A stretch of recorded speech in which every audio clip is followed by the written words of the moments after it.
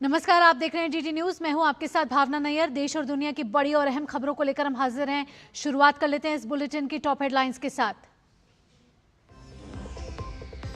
प्रधानमंत्री नरेंद्र मोदी और British PM कीयर Starmer के बीच मुंबई में हुई मुलाकात। दोनों नेता ग्लोबल फिनटेक फेस्ट के 6ठे संस्करण को भी करेंगे संबोधित।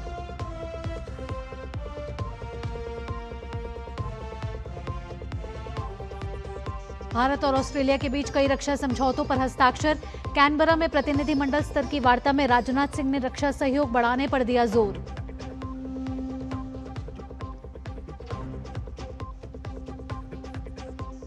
अफगानिस्तान के विदेश मंत्री मावलवी अमीर खान मुत्तकी भारत यात्रा पर कई नई दिल्ली में परस्पर हित से जुड़े द्विपक्षीय और क्षेत्रीय मुद्दों पर करेंगे चर्चा। चुनाव आयोग ने बिहार को लेकर जारी किए नए दिशा निर्देश। एआई और सोशल मीडिया पर फर्जी वीडियो अपलोड करने वालों से सख्ती से निपटने की हिदायत। अंतर्राष्ट्रीय खबरों में गाजा में शांति का रास्ता हुआ साफ। इजराइल हमास के बीच हुआ पहले चरण का शांति समझौता। सभी बंधकों को रिहा करेगा हमास। यूएन प्रमुख ने जताई खुशी।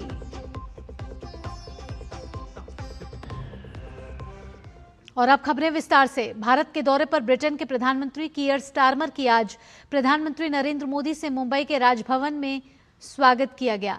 इस दौरान दोनों नेताओं के आपसी रिश्तों में गर्मजोशी देखी गई। समुद्र किनारे राजभवन के लॉन में दो देशों के प्रधानमंत्रियों ने कई महत्वपूर्ण विषयों पर चर्चा की जा रही है।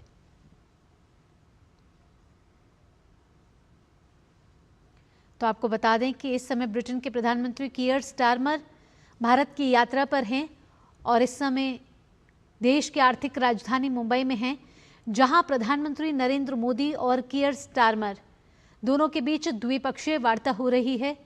एक बड़ा प्रतिनिधिमंडल ब्रिटेन से भारत आया है और यहां दोनों देशों के बीच इस समय द्विपक्षीय वार्ता हो रही है। बेहद ही खूबसूरत तस्वीरें ये राजभवन के लॉन से आ रही हैं, जहां इस समय दोनों देशों के बीच द्विपक्षीय वार्ता चल रही है। दोनों नेता फ्री ट्रेड एग्रीमेंट जल्द लागू करने पर बातचीत शुरू कर चुके हैं। आपको बता दें कि प्रधानमंत्री मोदी के साथ द्विपक्षीय वार्ता में व्यापार, सुरक्षा, तकनीक और शिक्षा जैसे मुद्दों पर भी चर्चा होनी है। साथ ही साथ दोनों नेता विजन 2035 के तहत भारत ब्रिटेन के रिश्तों को मजबूत करने पर जोर दे रहे हैं। आपको बता दें कि ब्रिटेन के प्रधानमंत्री कल से भारत की 2 दिवसीय यात्रा पर मुंबई पहुंचे हैं और ब्रिटेन के प्रधानमंत्री के साथ एक बड़ा व्यापार प्रतिनिधिमंडल भी आया हुआ है। विजन 2035 व्यापार और निवेश, प्रौद्योगिकी और नवाचार, रक्षा और सुरक्षा, जलवायु और ऊर्जा, स्वास्थ्य और शिक्षा और लोगों के बीच संपर्क जैसे कार्यक्रमों को लागू करने में इस मुलाकात को काफी अहम माना जा रहा है।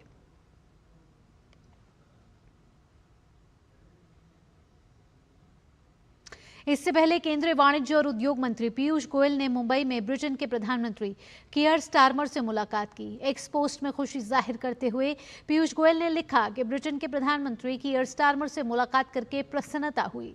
भारत ब्रिटेन व्यापार और आर्थिक साझेदारी को और मजबूत करने के लिए आपसी समृद्धि के अवसरों पर चर्चा की गई।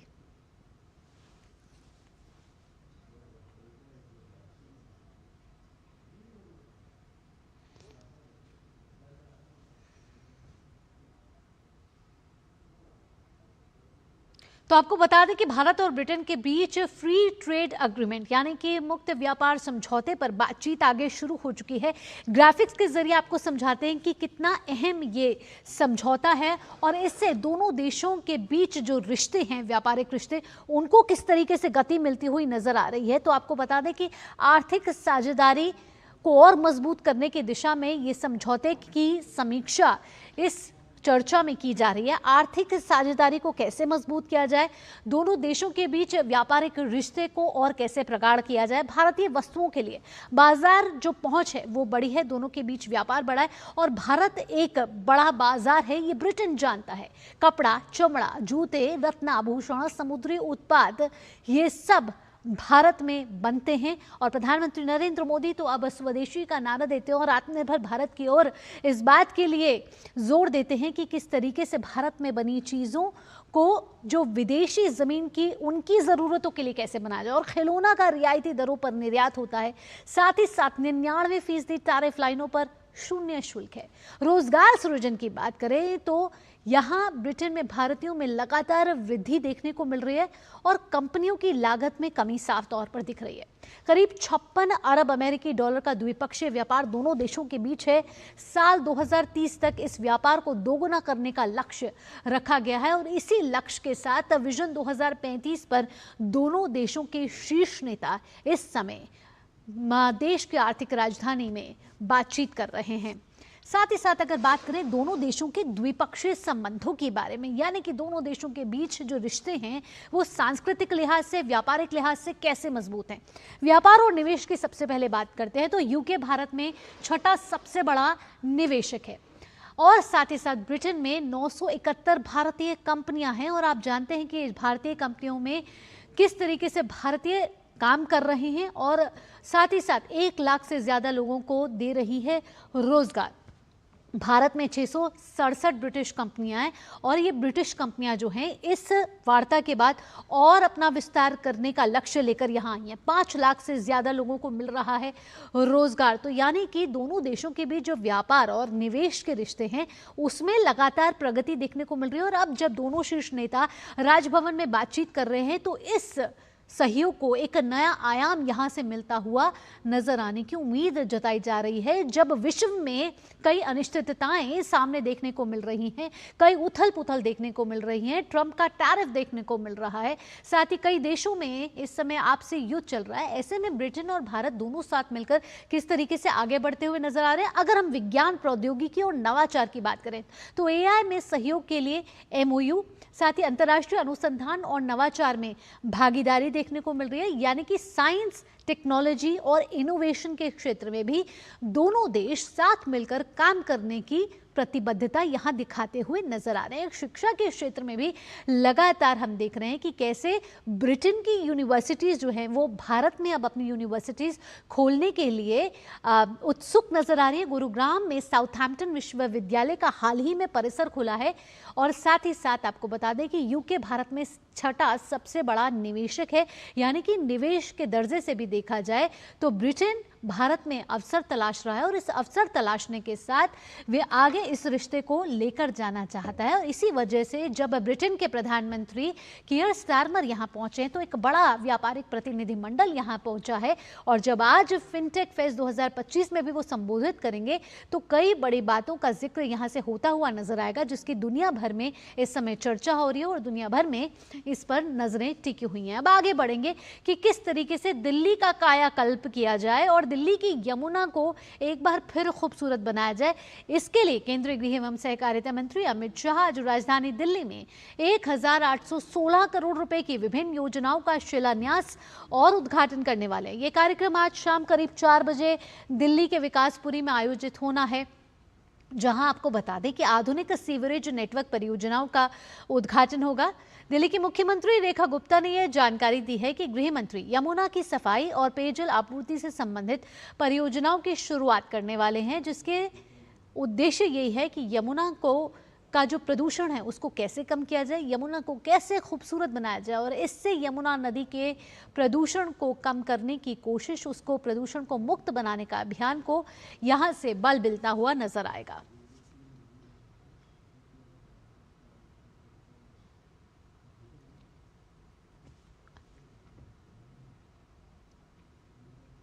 रक्षा मंत्री राजनाथ सिंह ऑस्ट्रेलिया के दौरे पर हैं। रक्षा मंत्री राजनाथ सिंह ने कैनबरा स्थित ऑस्ट्रेलियाई संसद में अपने ऑस्ट्रेलियाई समकक्ष रिचर्ड मार्लेस के साथ प्रतिनिधिमंडल स्तर की वार्ता की है और इस दौरान रक्षा मंत्री राजनाथ सिंह ने दोनों देशों के बीच रक्षा सहयोग को और बढ़ावा दिए जाने पर जोर दिया है। मुझे पूरा विश्वास है कि आने वाले वर्षों में हम एक नए मोमेंटम के साथ मिलजुल कर काम करेंगे और इससे हमारे बाइलेटरल डिफेंस रिलेशन और आगे बढ़ने में मदद मिलेगी। और पिछले 3 सालों में डिफेंस कोऑपरेशन में हम लोगों ने बहुत ही अच्छी प्रगति की है और ये डिफेंस कोऑपरेशन हम दोनों देशों के बीच बढ़ते हुए संबंधों की साथ कदम मिलाकर चल रही। और एक्सेलेंसी हमारे नेवल शिप अक्सर ऑस्ट्रेलिया का दौरा करते हैं।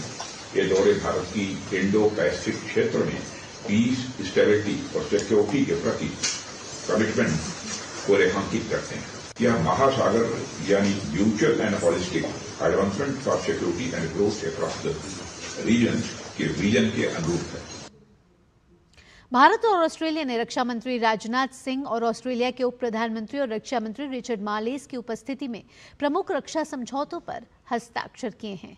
तो आपको बता दें कि इस समय रक्षा मंत्री ऑस्ट्रेलिया के दौरे पर हैं और रक्षा सहयोग भारत और ऑस्ट्रेलिया में किस तरीके से आगे बढ़े, इसलिए रक्षा सहयोग को बढ़ाने के लिए कई रक्षा समझौतों पर यहां हस्ताक्षर किए गए हैं और समझौतों का आदान प्रदान यहां दोनों देशों के बीच तस्वीरों के जरिए देखा जा सकता है। ऑस्ट्रेलिया के रक्षा मंत्री रिचर्ड मार्लेस ने भारत के साथ परिचालन कमांडो के बीच स्टाफ वार्ता को लेकर हुए समझौते पर खुशी जाहिर की है। उन्होंने कहा कि हम जो गहरा विश्वास और रणनीतिक तालमेल देख रहे हैं, वे अब दोनों रक्षा बलों के बीच कहीं अधिक गहन परिचालन स्तर की सहभागिता में व्यक्त हो रहा है। The significance of today is that what we are seeing in terms of a deep trust and a strategic alignment is now being expressed in a much deeper operational level of engagement between our two defence forces. The agreement that we've signed in terms of staff talks between our operational commands is hugely significant. I mean, this will really see a much closer operational engagement between our two defence forces, and we're very excited about that. इसके साथ ही आपको बता दें कि रक्षा मंत्री राजनाथ सिंह ने Australia के प्रधानमंत्री एंथनी एल्बनीज़ी से भी मुलाकात की है। ये तस्वीरें हैं ऑस्ट्रेलिया के प्रधानमंत्री एंथनी एल्बनीज़ी की, जो रक्षा मंत्री राजनाथ सिंह से मिले हैं। रक्षा मंत्री राजनाथ सिंह अपने ऑस्ट्रेलिया दौरा के दौरान ऑस्ट्रेलिया के प्रधानमंत्री एंथनी एल्बनीज़ी से मिले और कैसे दोनों देशों के रिश्तों को और मजबूती मिले, खासकर रक्षा के क्षेत्र में। ऐसे में कई रक्षा क्षेत्र में समझौते भी यहाँ हुए हैं। और जब रक्षा मंत्री राजनाथ सिंह ऑस्ट्रेलिया पहुंचे तो उनका भव्य स्वागत किया गया। उनके स्वागत और सम्मान में ऑस्ट्रेलियाई संसद में वेलकम टू कंट्री स्मोक समारोह का आयोजन किया गया, जहां तस्वीरों के जरिए आप देख सकते हैं कि पारंपरिक वेशभूषा और नृत्य करते ये प्रस्तुतियां देते हुए कलाकार नजर आ रहे हैं। और जिसके बाद राजनाथ सिंह ने इनसे जानकारी भी हासिल की कि ये पारंपरिक नृत्य और उनकी वेशभूषा के बारे में।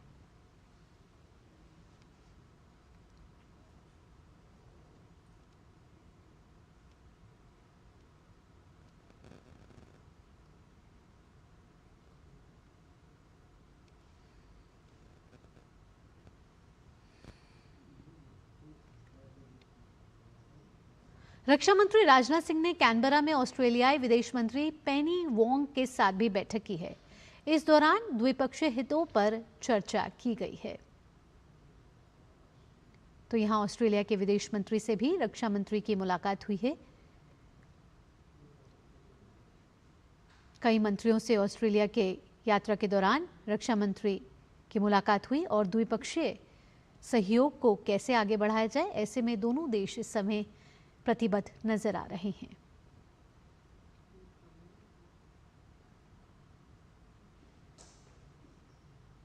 इसके साथ ही अपने ऑस्ट्रेलिया के दौरे के दौरान रक्षा मंत्री राजनाथ सिंह कैनबरा में युद्ध स्मारक का उन्होंने दौरा किया और शहीदों को श्रद्धांजलि अर्पित की। रक्षा मंत्री राजनाथ सिंह कैनबरा के युद्ध स्मारक पहुंचे। यहां उन्होंने कई अधिकारियों से बातचीत की और साथ ही युद्ध स्मारक पर जाकर शहीदों को और सेनानियों को सम्मान दिया और श्रद्धांजलि अर्पित की।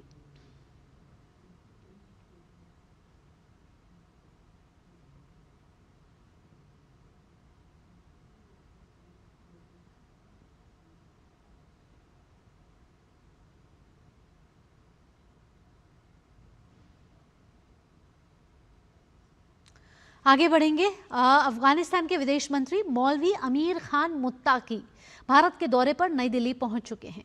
विदेश मंत्रालय के प्रवक्ता रणधीर जायसवाल ने एक्स पर जानकारी देते हुए लिखा है कि उनके आगमन पर हम हार्दिक स्वागत करते हैं। हम उनके साथ द्विपक्षीय संबंधों और क्षेत्रीय मुद्दों पर चर्चा करने के लिए उत्सुक हैं।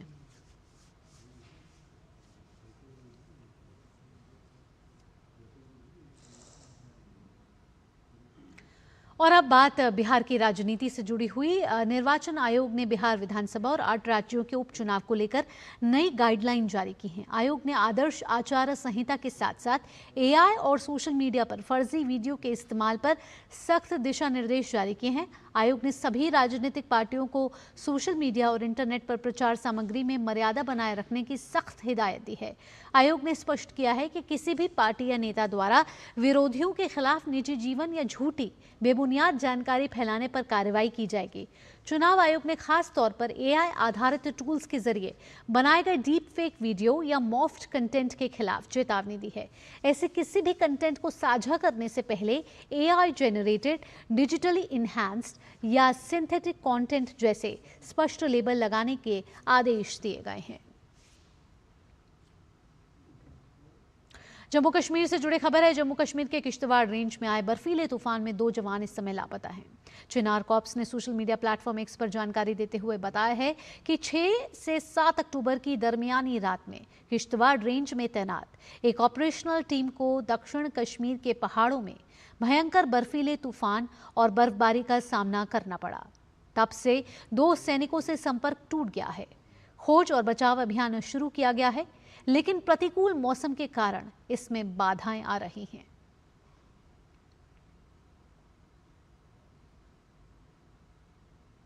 राष्ट्रीय जांच एजेंसी यानी कि एनआईए ने बिहार में साल 2024 के हथियार तस्करी मामले में एक आरोपी के घर की गहन तलाशी के दौरान कई हथियार बरामद किए। बिहार के वैशाली जिले में संदीप कुमार सिन्हा उर्फ छोटू लाला के घर पर यह कार्रवाई हुई है। यहां से 9 mm पिस्तौल, 9 mm के 18 जिंदा कारतूस, 2 पिस्तौल मैगजीन, 1 डबल बैरल 12 बोर की बंदूक, 12 बोर गोला बारूद के 35 जिंदा कारतूस और 4,21,000 रुपए नकद बरामद हुए हैं। संदीप इस मामले में पूर्व में गिरफ्तार मुख्य आरोपी विकास कुमार का करीबी सहयोगी है। अगस्त 2024 में एनआईए ने इस मामले की जांच शुरू की थी। ये मामला नागालैंड राज्य से बिहार के विभिन्न हिस्सों में अवैध हथियारों और गोला बारूद की तस्करी से संबंधित है।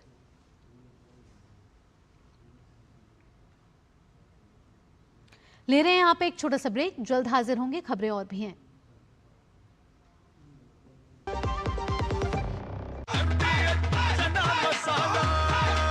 अब छोलिया हो या लोबिया, सफेद चने या काले चने, सब कुछ मजेदार बने। मेरी पसंद, मेरी पसंद, मेरी पसंद, मेरी पसंद, हमारी पसंद, हम सबकी पसंद। मजबूत देश का मजबूत सरिया हो गया स्टील।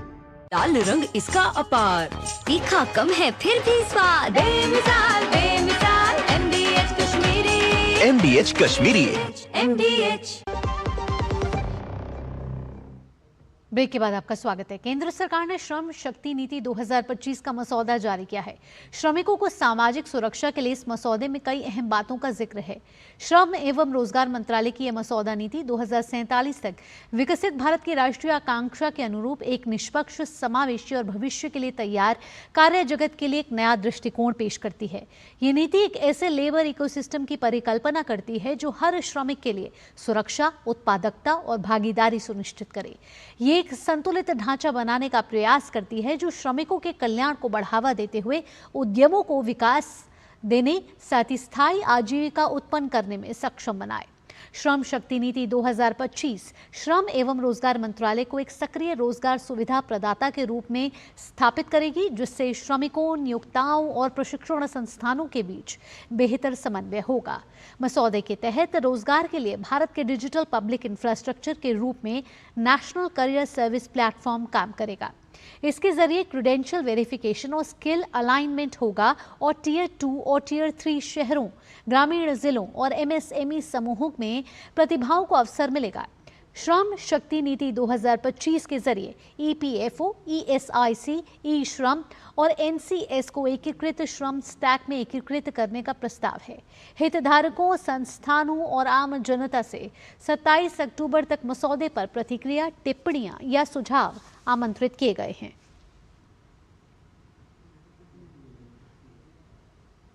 मध्य प्रदेश पुलिस ने कफ सिरप से हुई बच्चों की मौत के मामले में बड़ी कार्रवाई करते हुए कफ सिरप कंपनी के मालिक को गिरफ्तार कर लिया है। कंपनी के मालिक रंगनाथन गोविंदन को चेन्नई से गिरफ्तार किया गया है। मध्य प्रदेश पुलिस ने रंगनाथन पर 20,000 का इनाम रखा हुआ था। दरअसल आपको बता दें कि कफ सिरप में 46% से ज्यादा डाईएथिलीन ग्लाइकोल पाया गया था, जो जहरीला रसायन है और किडनी फेल होने का प्रमुख कारण बनता है।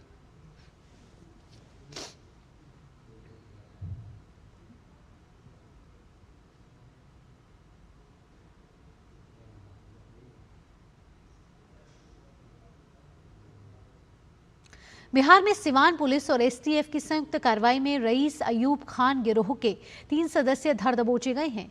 इनके कब्जे में AK-47 assault rifle, loaded magazine, 143 जिंदा कारतूस समेत कई अन्य हथियार बरामद किए गए हैं। गुप्त सूचना के आधार पर मंगलवार रात 3 अलग अलग ठिकानों पर घेराबंदी कर ये छापेमारी की गई। एसपी मनोज कुमार तिवारी के मुताबिक अयूब और रईस खान एक संगठित आपराधिक गिरोह चलाते हैं, जो बड़े अपराधों को अंजाम देने के लिए हथियारों के साथ जुटते हैं और वारदात के बाद गिरोह के सदस्य हथियारों को अलग अलग जगहों पर छिपा देते हैं।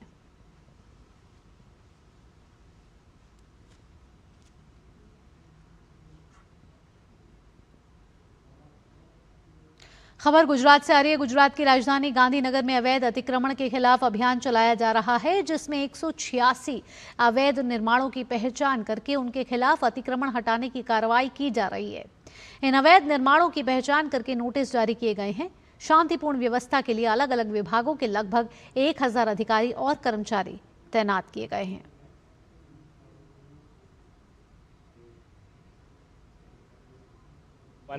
इलीगल स्ट्रक्चर्स आइडेंटिफाई जो किया गया था, उसका डेमोलिशन की कार्यवाही चल रहा है। ये 186 स्ट्रक्चर्स जो है लगभग पिछले 10 दिन में आइडेंटिफाई करके फिर इसको नोटिसेस दिया गया।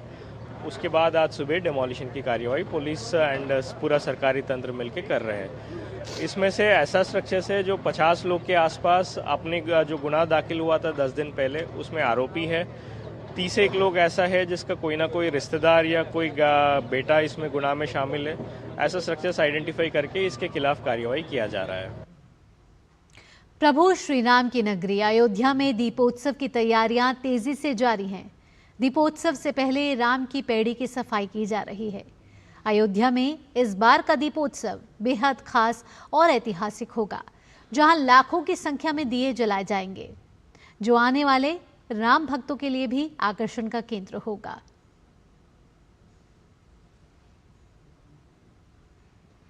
और अब बात कर लेते हैं IMF की। अंतर्राष्ट्रीय मुद्रा कोष की प्रबंध निदेशक क्रिस्टालिना जॉर्जिवा ने भारत की आर्थिक वृद्धि की जमकर सराहना की है। उन्होंने कहा कि भारत वैश्विक अर्थव्यवस्था के लिए एक प्रमुख विकास इंजन बन गया है। IMF प्रमुख ने कहा कि चीन की वृद्धि दर में लगातार गिरावट आ रही है, वहीं भारत तेजी के साथ आगे बढ़ रहा है। इसके साथ ही IMF प्रमुख ने उम्मीद जताते हुए कहा कि दुनिया की अर्थव्यवस्था इस साल 3% की दर से बढ़ेगी। और अब अंतर्राष्ट्रीय खबरों का रुख कर लेते हैं, जिसमें बात कर लेते हैं गाजा और इजराइल के संघर्ष विराम की। जी हां, गाजा में शांति का रास्ता अब साफ हो गया है। इजराइल हमास के बीच पहले चरण का शांति समझौता हो गया है। इसका मतलब अब यह है कि सभी बंधकों को बहुत जल्द रिहा कर दिया जाएगा और इजराइल एक मजबूत और शांति की दिशा में पहला कदम उठाते हुए अपनी सेना को सहमत रेखा पर वापस बुलाएगा। राष्ट्रपति ट्रंप ने अपने social media platform truth social पर इसकी घोषणा करते हुए इसे शांति की दिशा में ऐतिहासिक कदम बताया। उन्होंने कहा कि दोनों पक्षों ने उनके शांति प्रस्ताव के पहले चरण पर हस्ताक्षर कर दिए हैं। इस चरण के तहत सभी बंधकों की रिहाई और गजा से इजरायली सेना की एक तय सीमा तक चरणबद्ध वापसी का प्रावधान है। इजरायली प्रधानमंत्री बेंजामिन नेतन्याहू ने कहा कि यह इजराइल के लिए एक महान दिन है, हम अपने सभी बंधकों को घर लाएंगे। उन्होंने ट्रंप प्रशासन और अमेरिकी टीम का आभार जताते हुए कहा कि यह कदम इस क्षेत्र में स्थायी शांति का मार्ग प्रशस्त करेगा। कतर के विदेश मंत्रालय ने भी पुष्टि की है कि पहले चरण में युद्ध विराम, बंधकों की रिहाई और मानवीय सहायता पर सहमति बनी है। दूसरी ओर हमास ने अंतर्राष्ट्रीय पक्षों से सुनिश्चित करने की मांग की है कि इजराइल समझौते का पूर्ण पालन करे। इस युद्ध में अब तक 67,000 से ज्यादा फिलिस्तीनी नागरिक और 400 से ज्यादा इजरायली सैनिक मारे जा चुके हैं। संघर्ष के 2 साल पूरे होने के बाद ये पहली बार है जब दोनों पक्षों ने औपचारिक रूप से शांति की दिशा में सहमति जताई है।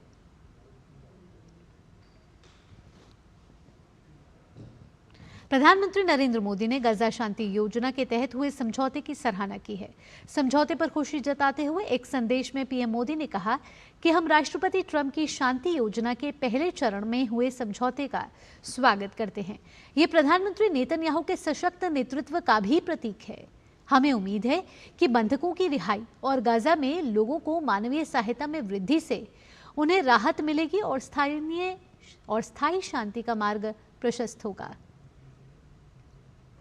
तो प्रधानमंत्री नरेंद्र मोदी ने गाजा शांति को लेकर जिस तरीके के नए बदलाव आ रहे हैं उसको लेकर समझौते के लिए तारीफ की है। और इस समय अखिलेश सुमन हमारे साथ जुड़ गए हैं ज़्यादा जानकारी के साथ।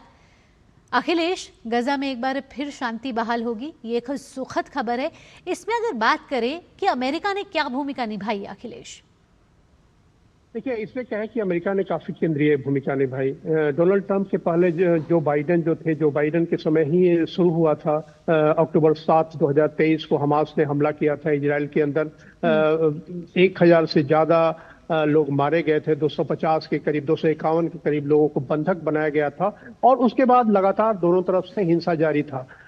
बहुत कोशिशें की गई, लेकिन कोई इस तरीके की स्थिति नहीं बन पाए कि हमास और इजराइल के बीच में कोई बीच का रास्ता निकल पाए, कोई शांति या युद्ध विराम की स्थिति बन पाए। लेकिन डोनाल्ड ट्रंप ने अपने चुनाव प्रचार के दौरान ही इस बात की घोषणा की थी और चुनाव प्रचार खत्म होने के बाद जब वो राष्ट्रपति चुने गए उसके बाद भी उन्होंने इस पर अपना काम जारी रखा। निश्चित तौर पे कई अड़चनें उनको झेलनी पड़ी। उनका एक प्रमुख मांग ये थी उनकी कि हमास जो है सारे बंधकों को लौटाने के लिए तैयार हो, उसके बाद ही कोई स्थिति बनेगी। अब निश्चित तौर पे उस चक्कर में उन्होंने ईरान पे भी हमला किया। ईरान परमाणु हथियार बनाने के करीब था। उन्होंने कहा कि ईरान की वजह से जो है उसको हमास को ताकत मिल रही है, तो ईरान पे भी उन्होंने हमला किया, एक बड़ा रिस्क लिया। और उसके बाद अभी जो स्थिति है, उन्होंने जो घोषणा की है, निश्चित तौर पे हमास और इजराइल दोनों पे उन्होंने दबाव बनाया है। आपने देखा होगा पिछले दिनों इजराइल ने कतर पे हमला कर दिया। कतर अमेरिका का काफी करीबी दोस्त है। इसके बाद से डोनाल्ड ट्रंप और ज्यादा सख्त हुए और उन्होंने इजराइल को भी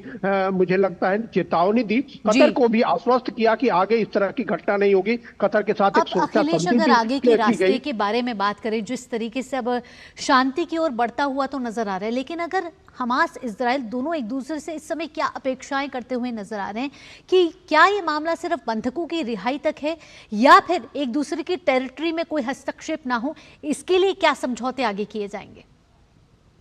देखिए, जो डोनाल्ड ट्रंप ने 20 सूत्री जो अपनी शांति योजना प्रस्तुत की थी, उस 20 सूत्री योजना की सबसे पहली जो शर्त ये थी कि हमास सारे बंधकों को रिहा करे, सारे बंधकों को इजराइल को लौटाए। और नेतन्याहू का भी यही मामला था कि नेतन्याहू भी चाहते थे कि जो बंधक हैं उन्हें लौटाया जाए। इसके कारण उन्हें जो है अपने देश में उन्हें समर्थन मिलेगा आगे का काम करने के लिए। तो निश्चित तौर पर जो पहली जो शर्त थी वह पहली शर्त पूरी हो रही है, जो उसमें कि 20 बंधकों को लौटाया जाएगा सोमवार तक। और उसके बाद जो मृत जो बंधक है उन्हें भी थोड़े दिन के बाद जैसे ही उनके अवशेष मिलते हैं उन्हें भी लौटाया जाएगा। जो इजराइल के सैनिक है वो इजराइल के सैनिक एक सहमति लाइन पे जाएंगे। लेकिन अब दूसरी जो बहुत ही महत्वपूर्ण शर्त ये है कि इजराइल का कहना है कि हमास को पूरी तरह से डिसआर्म करना होगा, हथियार से मुक्त करना होगा हमास को।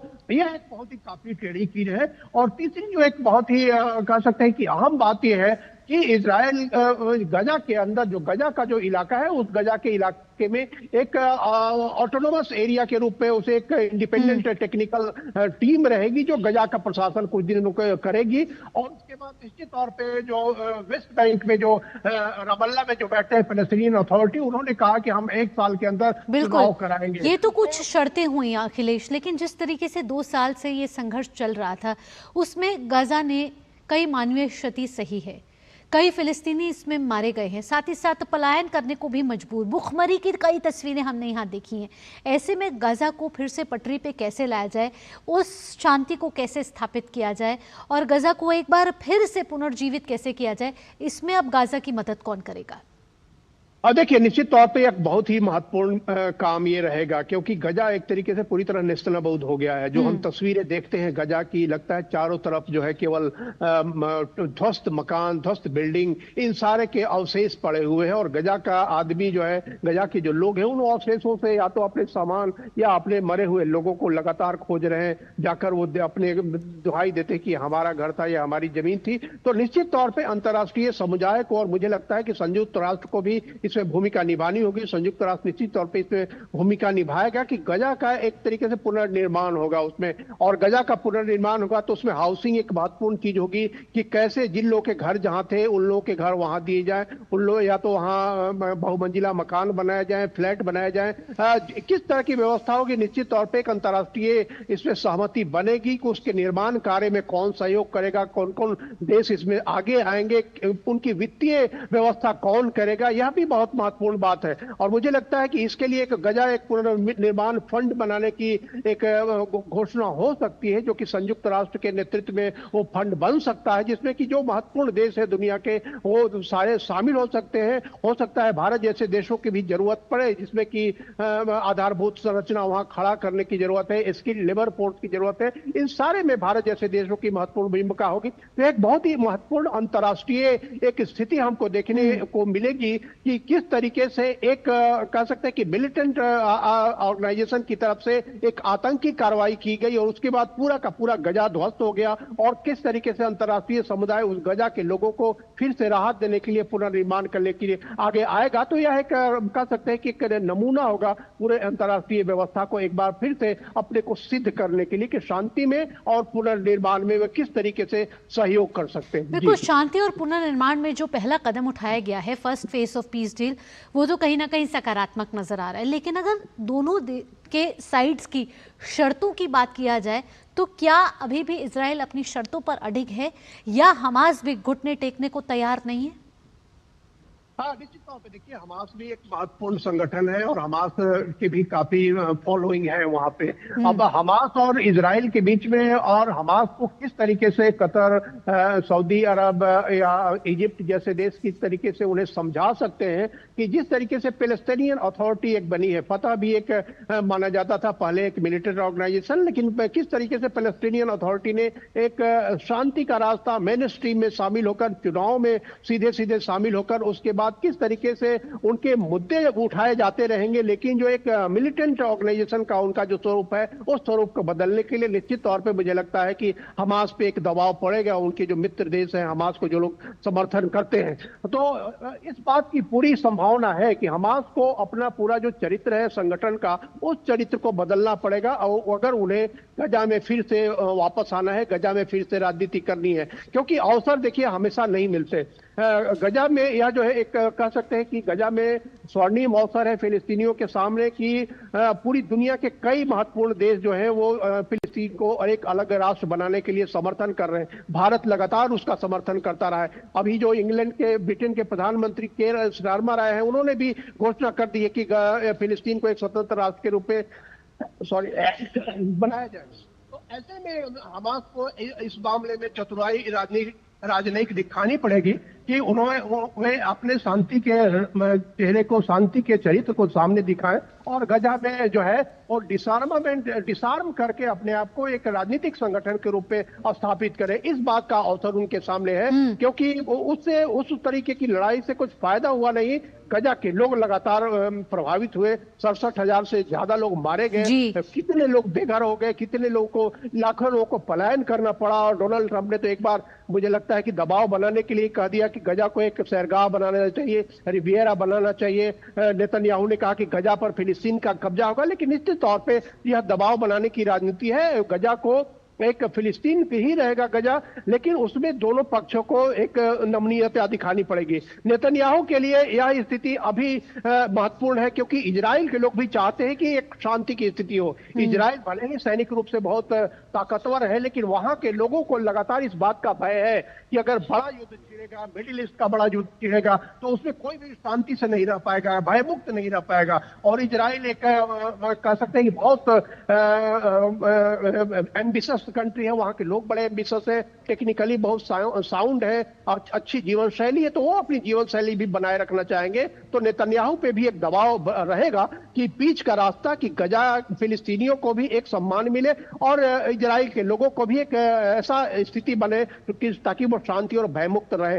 निश्चित तौर पर समाधान की दिशा में यह बढ़ेगा इसके बाद गजा या फिलिस्तीन का सुरक्षा की गारंटी यहाँ एक बड़ा मुद्दा है और इसको लेकर लगातार बातचीत पहले कई दौर में होती रही है, विफल रही है, लेकिन इस बार सकारात्मकता के साथ दोनों पक्ष आगे बढ़ते हुए नजर आ रहे हैं। इस मौके पर खाड़ी देशों की क्या भूमिका रहेगी अखिलेश? हाँ देखिए, निश्चित तौर पे सुरक्षा की गारंटी जो है एक बहुत ही अहम सवाल है, क्योंकि सुरक्षा की गारंटी 3 लाइन उन्हें बनाए हैं, जो एक ग्रीन लाइन है, एक येलो लाइन है, एक रेड लाइन है मानने के लिए। तो वो अभी तो वो ग्रीन लाइन से इजरायली फोर्स से पीछे हट जाएंगी। उसके बाद जब जैसे जैसे समझौता आगे बढ़ता है वो येलो लाइन पे आएंगे, उसके बाद रेड लाइन पे जाएंगे। तो उसके अंदर जो रहने वाले लोग हैं उनको किस तरीके से सुरक्षा दी जाए, वहां का इंटरनल लॉ एंड ऑर्डर किस तरीके से बने, तो उसके लिए जो एक टेक्नोक्रेटिक ग्रुप बनेगा, जिसमें की बात ये हो रही कि टोनी ब्लेयर को, जो ब्रिटेन के पूर्व प्रधानमंत्री थे, उनको एक मुख्य प्रशासक बनाया जाए, तो वो अंदर की पूरी जो सुरक्षा की व्यवस्था करेंगे। और निश्चित तौर पे अंतर्राष्ट्रीय फोर्सेज की एक महत्वपूर्ण भूमिका होगी, क्योंकि कई जगहों पे अंतर्राष्ट्रीय संयुक्त राष्ट्र के सुरक्षा सैनिक मौजूद है। उधर गोलन की पहाड़ियों पे के तरफ है जो इजराइल से सटा हुआ है। तो इस लाइन पे, गजा और इजराइल के बीच की जो लाइन है, इस लाइन पे भी इस बात की संभावना से इनकार नहीं किया जा सकता कि इस लाइन पे भी अंतर्राष्ट्रीय शांति सैनिक जो संयुक्त राष्ट्र के नेतृत्व में होते हैं, वो अंतर्राष्ट्रीय शांति सैनिक को वहां पे खड़ा किया जाए, वहां पे तैनात किया जाए, ताकि न तो गजा की तरफ से इजराइल की तरफ कोई हमला हो, न इजराइल की तरफ से गजा की तरफ कोई हमला हो, दोनों भयमुक्त होकर रहे। एक टेरिटोरियल जो एक कह सकते हैं कि डिवीजन है, वो एक टेरिटोरियल डिवीजन रहे, और जब पूरी तरह से फिलिस्तीन और इजराइल के बीच का मसला जब हल हो जाए कि दोनों एक स्वतंत्र राष्ट्र के रूप में अगल बगल रहने को तैयार हो, वो स्थिति बने, तो निश्चित तौर पे उस समय तक ये सुरक्षा की गारंटी दोनों को देनी होगी। क्योंकि यह मौका है, देखिए भावना, यह मौका है जब अंतर्राष्ट्रीय समुदाय को एक कठोर निर्णय लेना पड़ेगा या अस्थायी शांति की ओर बढ़े। डोनाल्ड ट्रंप भी लगातार जो ट्रुथ सोशल में अपनी बातें कह रहे हैं या जो प्रत्यक्ष तौर पे भी जो बोल रहे हैं, उनमें है कि अस्थायी शांति की ओर बढ़ना चाहिए। और उसमें उन्होंने आज जो ट्रुथ सोशल में किया है, उन्होंने ईरान की भी महत्वपूर्ण भूमिका बताई है। तो निश्चित तौर पे वो चाहते हैं कि मिडिल ईस्ट के सारे लोग इस मसले में इन्वॉल्व हो, क्योंकि जो पूरा मिडिल ईस्ट में है टकराव है, उसमें फिलिस्तीन मसले की बहुत ही तो गजा समझौते पर पहले फेज को लेकर कहीं ना कहीं पीस डील यहाँ होती हुई नजर आ रही है, जिसमें अमेरिका कहें तो एक बड़ी भूमिका निभाई है। प्रधानमंत्री नरेंद्र मोदी ने भी जो पहले फेज में समझौता होने की आगे बढ़ता हुआ हमास और इजराइल दिख रहा है, उसमें उसकी सराहना की। फिलहाल अखिलेश, तमाम जानकारियों के साथ आपका बहुत बहुत धन्यवाद। और डीडी न्यूज़ आपको लगातार अपडेट दे रहा है कि ब्रिटेन के प्रधानमंत्री कीयर स्टारमर इस समय भारत की यात्रा पर हैं और देश की आर्थिक राजधानी मुंबई में है, जहां प्रधानमंत्री नरेंद्र मोदी और कीयर स्टारमर के बीच मुलाकात चल रही है। राजभवन में ये मुलाकात हो रही है और कई मुद्दे हैं चर्चा के, जो इस मुलाकात के जरिए विचार विमर्श किए जा रहे हैं। साथ ही एफटीए को लेकर जो प्रगति आगे हुई है उसकी समीक्षा करी जा रही है। साथ ही और कई महत्वपूर्ण मुद्दे हैं जिस पर बातचीत हो रही है। और इसके बाद फिनटेक फेस्ट 2025 में मुख्य संबोधन रहने वाला है कीयर स्टारमर का। और साथ ही साथ इस समय रुख करते हैं मुंबई का, जहां इस समय हमारी संवाददाता श्यामा मिश्रा हमें पल पल की अपडेट वहां से दे रही हैं। श्यामा, इस समय क्या हलचल वहां चल रही है और क्या मुलाकात में कौन कौन से मुद्दे इस समय विचार विमर्श के लिए रखे जा रहे हैं, क्योंकि एक बड़ा प्रतिनिधिमंडल ब्रिटेन से भारत आया है? जी देखिए भावना, जब हम अभी बात कर रहे हैं तो डेलीगेशन लेवल टॉक्स जो हैं वो शुरू है और कह सकते हैं इसे लगभग अब 1 घंटे से ऊपर हो चुका है डेलीगेशन लेवल टॉक्स को। और साथ ही उसके पहले अगर हम बात करें तो प्रधानमंत्री नरेंद्र मोदी ने जो यूके के प्रधानमंत्री हैं कीयर स्टारमर, उनका वेलकम यहाँ पर राजभवन में किया था। और आप देखें विजुअल्स तो काफी गर्मजोशी से दोनों ही नेता हैं, दोनों ही देशों के जो लीडर्स हैं वो साथ में चलते हुए आए थे। एक फोटो ऑफ हुआ, हैंडशेक हुआ। इसके बाद में क्योंकि राजभवन का परिसर बहुत ही खूबसूरत है, बहुत ही एक भव्य है, तो समुद्र की ओर दोनों ही नेता गए। एक तरीके से कह सकते हैं कि प्रधानमंत्री नरेंद्र मोदी उन्हें जो विजिट है वहां पर राजभवन के विजिट पर लेके गए।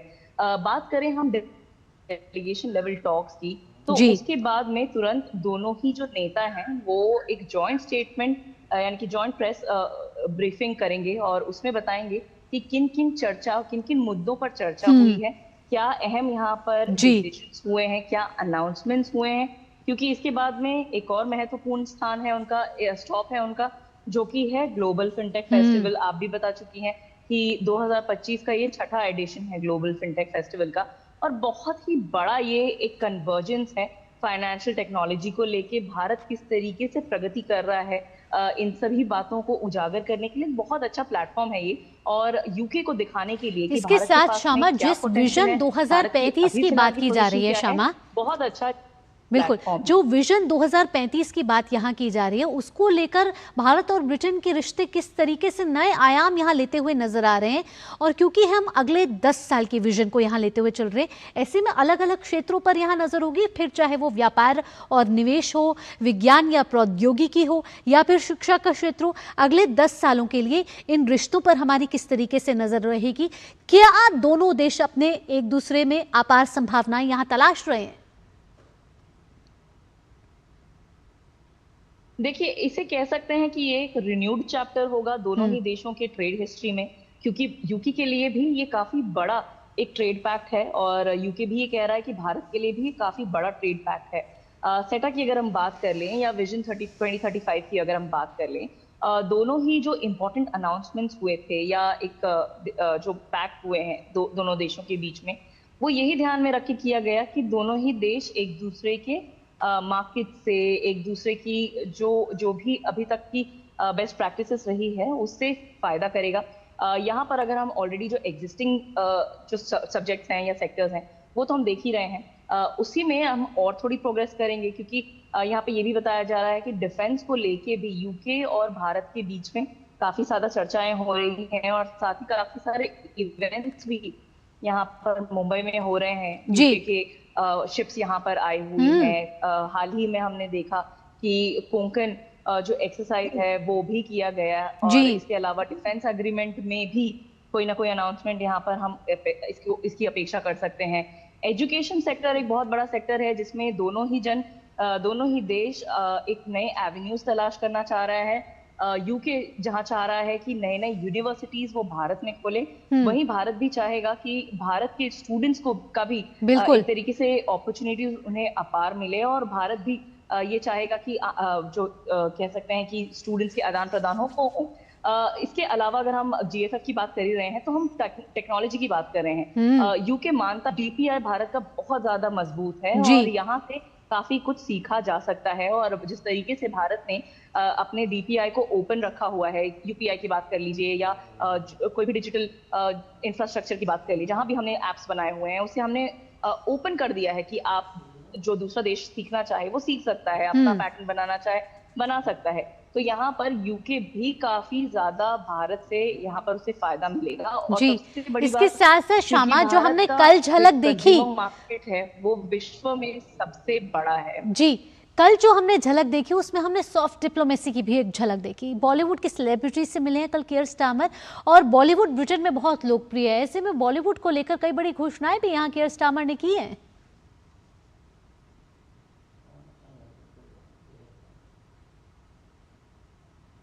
बिल्कुल, हम सभी जानते हैं कि किस तरीके से शाहरुख खान या यशराज प्रोडक्शंस या कई अन्य जो बैनर्स हैं वो यूरोप की कई सारे डेस्टिनेशंस में फिल्म्स बना चुके हैं, यूके में फिल्म बना चुके हैं। तो कल कियर स्टारमर जो थे उन्होंने यशराज फिल्म स्टूडियो वहाँ का एक तरीके से विजिट किया, दौरा किया, और वहाँ पर एक काफी बड़ा अनाउंसमेंट उन्होंने किया कि 2026 से 3 बड़े फिल्म्स जो यशराज फिल्म्स के बैनर के तले बनने वाली है वो यूके में बनेगी। तो हम समझ सकते हैं यहाँ पर कितनी अपार संभावनाएं हैं। Production, post production, employment opportunities, फिल्मों को लेके, सॉफ्ट पावर को लेके, जो कल्चरल एक्सचेंजेस है उन सब को लेके कितनी सारी यहाँ पर एक कह सकते हैं बेस्ट प्रैक्टिसेस शेयर करने की एक अपॉर्चुनिटी होगी दोनों देशों के पास में। और अगर भारत वहां पर बनाना चाह रहा है तो भारत भी अपने लोगों को वहां पर लेके जाएगा। भारत जब फिल्म बना के रेडी करेगा तो जाहिर सी बात है एक मार्केट यूके में भी भारत को मिलेगा, क्योंकि भारत में भी यूके में भी इंडियन डायस्पोरा काफी बड़ा है, और ना सिर्फ इंडियन डायस्पोरा बल्कि जो यूके के लोग हैं, यूके के मूलवासी लोग हैं, उन्हें भी भारतीय फिल्म्स, भारतीय शोज, सीरियल्स कह लीजिए, खाना कह लीजिए, कल्चर कह लीजिए, काफी आकर्षित करता है। तो ये सारी जो पिक्चरें बन के रेडी होंगी, उनके थिएटर्स में होंगी, तो आप समझ सकते हैं कि भारत को भी कितनी रेवेन्यू जनरेशन वहां से मिलेगी। और ओवरऑल जब हम पीपल टू पीपल कनेक्ट की बात करते हैं, यहाँ पे भी काफी स्कोप है दोनों ही देशों के पास में वो इम्प्रूव करने का। और हम बिल्कुल, तो तकनीक हो, नवाचार हो, शिक्षा हो, पीपल टू पीपल कांटेक्ट हो, ऐसे में दोनों देश विजन 2035 के तहत आगे बढ़ते हुए नजर आ रहे हैं। और कहा जा रहा है कि नए आयाम यहां से लेता हुआ नजर आएगा भारत ब्रिटेन के रिश्ते। श्यामा, फिलहाल तमाम जानकारियों के साथ आपका धन्यवाद। तो मुंबई से हमारी संवाददाता श्यामा मिश्रा हम तक जानकारी दे रही थी कि इस समय मुंबई में राजभवन में दोनों शीर्ष नेताओं के बीच बातचीत जारी है, और अब से कुछ ही देर में दोनों देश के शीर्ष नेता मीडिया से मुखातिब होंगे। एक जॉइंट प्रेस स्टेटमेंट कुछ ही देर में आने वाली है। लेकिन आपको बता दें कि ये दौरा ब्रिटेन के प्रधानमंत्री कीयर स्टारमर का बहुत ही महत्वपूर्ण और ऐतिहासिक माना जा रहा है। इस समय हमारे संवाददाता अखिलेश सुमन भी हमारे साथ जुड़े हुए हैं। अखिलेश, कई क्षेत्रों पर यहाँ रोड मैप तैयार किया जा रहा है। अगले 10 सालों के विजन के साथ दोनों देश यहाँ बढ़ते हुए नजर आ रहे हैं। सुरक्षा के लिहाज से भी देखा जाए तो ये एक महत्वपूर्ण विजिट मानी जा रही है कीयर स्टारमर की। देखिए, बहुत ही महत्वपूर्ण विजिट है, क्योंकि एक तो यूके जो है वो संयुक्त राष्ट्र सुरक्षा परिषद का स्थायी सदस्य है, और भारत और यूके दोनों एक दूसरे को जितना अधिक जानते हैं उतना कोई नहीं जानता, क्योंकि हमारा एक कॉलोनियल हिस्ट्री रही है। और इसके अलावा जो है हमारे कल्चर को यूके बहुत अच्छी तरह से जानता है, हम यूके के लोगों के कल्चर को बहुत अच्छी तरह से जानते हैं। अंग्रेजी जो भाषा है वो यूके और भारत को पीपल टू पीपल कांटेक्ट बनाने में सबसे महत्वपूर्ण भूमिका रही है, और उसी अंग्रेजी भाषा की बदौलत आज हमारी जो डिप्लोमेसी है वह भी काफी महत्वपूर्ण कह सकते हैं कि आसानी से लोगों से कनेक्ट कर पाती है दुनिया में। और हम दुनिया के सबसे तेजी से विकसित हो रहे विकासशील देश है। तो ऐसे में जो ब्रिटेन की जो पूरी इच्छा है वो इच्छा है कि भारत के लोगों के साथ, भारत के इंटरप्राइज के साथ, भारत के जो पूरी क्षमता है, व्यापारिक क्षमता, भारत का जो पूरा खुला बाजार है जिसमें कि भारत की जरूरतें भी हैं और ब्रिटेन की भी जरूरतें हैं, उन सारी चीजों का कैसे उपयोग किया जा सकता है। बिल्कुल, उस चीजों का कैसे उपयोग किया जा सकता है। ऐसे में कीयर स्टारमर ने कल भारत की सराहना भी की है। कहा है कि भारत तेजी से बढ़ती हुई तीसरी विश्व की बड़ी अर्थव्यवस्था बनने की ओर अग्रसर है, और साथ ही साथ विकसित भारत 2047 की भी यहाँ सराहना की। और प्रधानमंत्री नरेंद्र मोदी की भी तो हमेशा से सराहना करते हैं। ऐसे में दोनों देशों के लिए ये विन विन सिचुएशन किस तरीके से होगी, खासकर फिनटेक फेस्ट 2025 में भी उनका संबोधन रहेगा। और भारत का डिजिटल पेमेंट लेन देन तो दुनिया में इस समय प्रचलित है। अखिलेश, हाँ, देखिए, निश्चित तौर पे ऐसे भी लंदन को माना जाता है दुनिया का फिनेंशियल कैपिटल। अभी जो मुंबई में है वो भारत का फिनेंशियल कैपिटल है, और लंदन को माना जाता है दुनिया का फिनेंशियल कैपिटल। तो ऐसे में दोनों एक दूसरे के फिनेंशियल जरूरतों को समझते हैं, और दोनों इस बात को मानते हैं कि किस तरीके से भारत जैसे दुनिया के सबसे बड़े देश में, जहाँ की कह सकते हैं कि अनइवन सोसाइटी के बावजूद फिनटेक इतनी तेजी से, किस तरीके से हमारा डिजिटल पब्लिक प्लेटफॉर्म इतना मजबूत है कि आप एक क्लिक से आप लाखों का लेन देन कर सकते हैं, पूरी व्यापार कर सकते हैं। उसके लिए आपको ना बैंक जाने की जरूरत है, ना चेक देने की जरूरत है। तो ऐसे बढ़ते व्यापार में निश्चित तौर पे भारत की एक ताकत को बढ़ाता है, जो हमारा जो पूरा जो फिनटेक में जो ताकत है। और दूसरी तरफ जो ब्रिटेन की जो ताकत है, ब्रिटेन की ताकत है कि देखिए, हमारे तकरीबन 1,70,000 स्टूडेंट पढ़ते हैं। तो पढ़ाई लिखाई में, शिक्षा के क्षेत्र में भारत के जो छात्र है वो ब्रिटेन को अपना फर्स्ट डेस्टिनेशन मानते हैं, क्योंकि हमारे बहुत सारी चीजें, हमारा करिकुलम, हमारा सब कुछ ब्रिटेन से मिलता है। कह सकते हैं कि ब्रिटेन को ही आधारित करके हमारा करिकुलम हमेशा से तैयार होता रहा है। अब शिक्षा नीति में जो बदलाव हो रहे हैं, उस शिक्षा नीति में बदलाव को देखते हुए ब्रिटेन भी अपने यहाँ कैंपस खोलने जा रहा है। और जैसा तो कि शिक्षा के क्षेत्र में जिस तरीके से ब्रिटेन अब अपनी जो यूनिवर्सिटीज है उसको भारत में खोलने के लिए तत्पर नजर आ रहा है। साउथहैम्पटन की यूनिवर्सिटी तो हमने देखा कि गुरुग्राम में नया कैंपस अभी यहाँ खुला है। अखिलेश, फिलहाल तमाम जानकारियों के लिए आपका बहुत बहुत धन्यवाद। अब कुछ देर का इंतजार है जब दोनों देशों की शीर्ष कुछ ही देर में मुंबई यानी कि देश की आर्थिक राजधानी से प्रेस को संबोधित करेंगे। रुकेंगे एक छोटे से ब्रेक के लिए, जल्द हाजिर होते हैं। आपके घर के खाने में रेस्टोरेंट जैसा स्वाद ले आए MDH का शाही पनीर मसाला। पनीर को क्या मस्त बना डाला। जब धरती चीर कर निकलता है लोहे का पत्थर और मिलता है मोंगिया के जोश से, फिर तपता है, पिघलता है और बनता है फौलाद। अब होता है सरिया सारी खूबियों के साथ। मोंगिया स्टील, मजबूत देश का मजबूत सरिया। ब्रेक के बाद आपका स्वागत है। बसपा सुप्रीमो मायावती ने योगी सरकार की तारीफ की है। वहीं समाजवादी पार्टी के अखिलेश यादव पर बड़ा हमला भी बोला है। मायावती ने अखिलेश यादव पर कांशीराम स्मारक स्थल की कमाई के पैसे दबाने का आरोप लगाया है। वहीं कांशीराम स्मारक स्थल की टिकटों से हुई कमाई को उसके रखरखाव में लगाने के लिए राज्य की बीजेपी सरकार का आभार जताया है।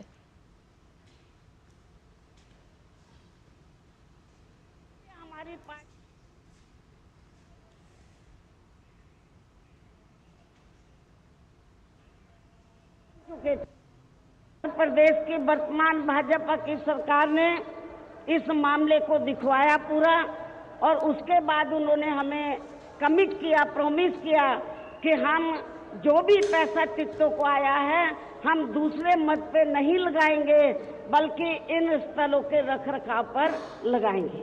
इसलिए हमारी पार्टी उनकी आभारी है। समाजवादी पार्टी कि जब यूपी में सरकार थी और ये स्थल बन चुके थे, तो उन्होंने इनके रखरखाव पर कोई पैसा खर्च नहीं किया, टिकटों का पैसा दबा कर रख लिया। 1949 में आज ही के दिन देश के प्रथम गवर्नर जनरल सी राजगोपालाचारी ने प्रादेशिक सेना की स्थापना की। इसकी स्थापना की स्मृति में प्रादेशिक सेना का स्थापना दिवस मनाया जाता है। देखिए इस पर हमारी एक खास रिपोर्ट। भारत की प्रादेशिक सेना का 76वां स्थापना दिवस आज मनाया जा रहा है। 9 अक्टूबर 1949 को भारत के पहले गवर्नर जनरल सी राजगोपालाचारी ने इसका औपचारिक उद्घाटन किया था। लेकिन क्या आप जानते हैं इस दिन का महत्व, स्थानीय सेना क्या है और इसका क्या योगदान है? आइए जानते हैं। भारतीय प्रादेशिक सेना को टेरियर्स भी कहा जाता है। इसे नियमित सेना के बाद राष्ट्र की दूसरी पंक्ति की रक्षा माना जाता है। इसमें ऐसे नागरिक शामिल होते हैं जो सामान्य दिनों में अपने नागरिक जीवन के पेशे से जुड़े रहते हैं, लेकिन जब देश को उनकी आवश्यकता होती है तो वे वर्दी पहनकर मोर्चा संभालते हैं। वर्तमान में भारतीय प्रादेशिक सेना में लगभग 50,000 जवान हैं, जो 65 विभागीय और गैर विभागीय इकाइयों में देश भर में सेवा दे रहे हैं। आपको बता दें, प्रादेशिक सेना का वर्तमान स्वरूप 18 अगस्त 1948 को आया। टेरिटोरियल आर्मी एक्ट पारित हुआ। इसके बाद 9 अक्टूबर 1949 को सी राजगोपालाचारी ने इसे औपचारिक रूप से लॉन्च किया और तभी से यह दिन प्रादेशिक सेना स्थापना दिवस के रूप में मनाया जाता है। हालांकि इसकी परिकल्पना आजादी से पहले ही हो चुकी थी। 27 अगस्त 1920 को भारतीय लेजिस्लेटिव काउंसिल में भारत में सेना के कमांडर इन चीफ के पद पर रहने वाले सर चार्ल्स मोनरो ने एक विधेयक पेश किया था। उनका कहना था कि 1917 का भारतीय रक्षा बल केवल अस्थायी व्यवस्था थी, क्योंकि नियमित सेना पर भारी दबाव था। इसी वजह से भारतीय प्रादेशिक सेना को नियमित सेना की दूसरी पंक्ति के रूप में गठित करने का विचार रखा गया। प्रादेशिक सेना की भूमिका बहुमुखी है। यह नियमित सेना को स्थिर और प्रशासनिक कर्तव्यों से राहत देती है, प्राकृतिक आपदाओं में नागरिक प्रशासन की मदद करती है और जरूरत पड़ने पर नियमित सेना को अपनी इकाइयां उपलब्ध कराती है। भारतीय प्रादेशिक सेना ने उत्तर पूर्व, जम्मू कश्मीर और भारत की पश्चिमी व उत्तरी सीमाओं पर सक्रिय भूमिका निभाई है। इसके अलावा 1987 से 1990 तक यह श्रीलंका में भारतीय शांति सेना का हिस्सा भी रही। वीरता, त्याग और समर्पण से भरी यह सेना सच में गौरव और गर्व की प्रतीक है। यही है भारत की प्रादेशिक सेना।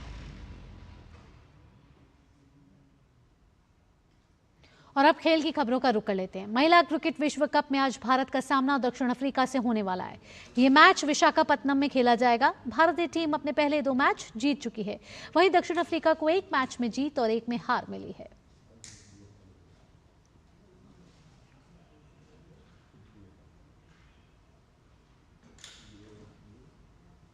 आईसीसी ने पुरुष टेस्ट प्लेयर रैंकिंग जारी की है। भारत के ऑलराउंडर रविंद्र जडेजा और तेज गेंदबाज मोहम्मद सिराज ने आईसीसी पुरुष टेस्ट प्लेयर रैंकिंग में करियर की सर्वश्रेष्ठ रैंकिंग हासिल की है।